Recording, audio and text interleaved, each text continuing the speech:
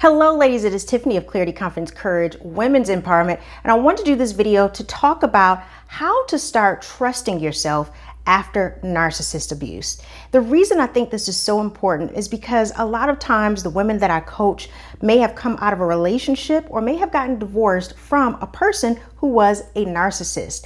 And now they're trying to rebuild their lives and especially understand how to trust themselves again. Because unfortunately, if you've been in a relationship with someone that was very toxic to you, you start to wonder, what made me get involved with that person? What was it about me and the decisions that I made that allowed me to be in a relationship with a narcissistic, possibly abusive personality? So in this video, I'm going to tell you exactly how you can learn to start trusting yourself after a situation like that. Now, if you're a little bit curious about what a narcissistic personality is or why you keep attracting them, then make sure you check out this video right here. The link is in the description, where I have talked about what narcissism is and why you may be attracting narcissistic personalities into your relationship. All right. Thank you for all of those who are subscribed. Thank you for watching. For those of you who are new, make sure that you subscribe, like the video, and share with other people that you know need this information. So the first step to dealing with narcissist abuse and understanding how to trust yourself again is building a deep sense of self-awareness, really remembering who you are, getting connected to yourself again, understanding your likes and your dislikes, understanding your values and your beliefs, really getting clear on what makes you feel uncomfortable and things that you don't want to deal with. You see, part of going through a narcissistic relationship is to be dealing with the person who is constantly gaslighting you and telling you that you're not good enough or you're not smart enough or you don't know what you're talking about. So putting you in a place of feeling very insecure and doubting yourself constantly. So a big part of getting past that and trusting yourself again is to getting back into deep self-awareness.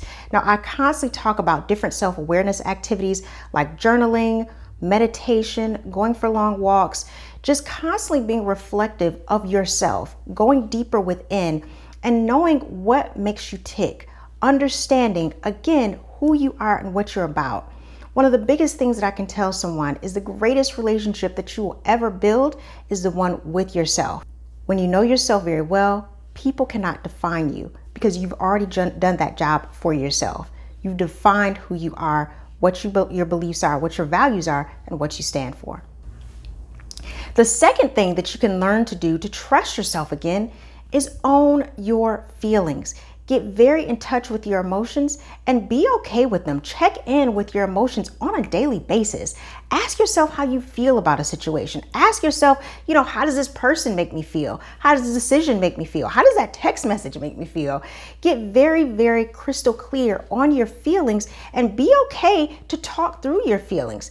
This is all about building up your belief in your own intuition. Your intuition is your internal guidance system. It's that part of you that whispers to you like, this may not be a great idea, or that's a great idea, you should do it. It's listening to those emotions and those feelings that bring you closer to knowing yourself and trusting yourself and listening to that inner guidance. And we all have it, but we have to practice being comfortable, really checking into our emotions, asking ourselves how we feel so that we can move forward. And sometimes it's okay to ask yourself, is this a real emotion? Is this a real response to the situation?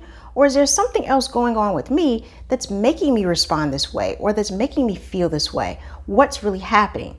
So it's okay to sometimes step back, check in with yourself, check in with your emotions, and see where your intuition is guiding you. That is yet another way to start trusting yourself.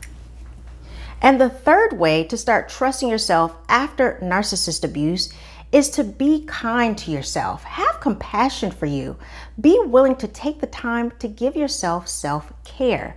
Self-care can be in the form of meditation, getting enough sleep, getting exercise, just giving yourself to space to do a hobby that you really enjoy.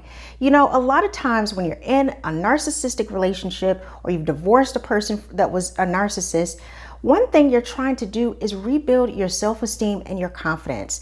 Those types of relationships are notorious for tearing down your self-esteem, tearing down your confidence, and tearing down your belief in who you are and your abilities. So be willing to give yourself kindness. Understand what kindness feels like again.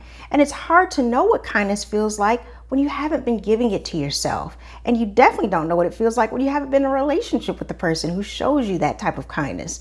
So start doing things that you really enjoy, that make you smile and that make you happy. And be willing to say no to anything that actually diverts attention from that self-care activity. That's also part of creating healthy boundaries. So self-care can be a number of things, but a lot of it is all about doing things that you enjoy and not allowing anything or anyone to take over and to disrupt your activities or your self-care time. So those are just 3 ways that you can start trusting yourself again after a narcissistic relationship or divorcing someone who you were married to that was a narcissist.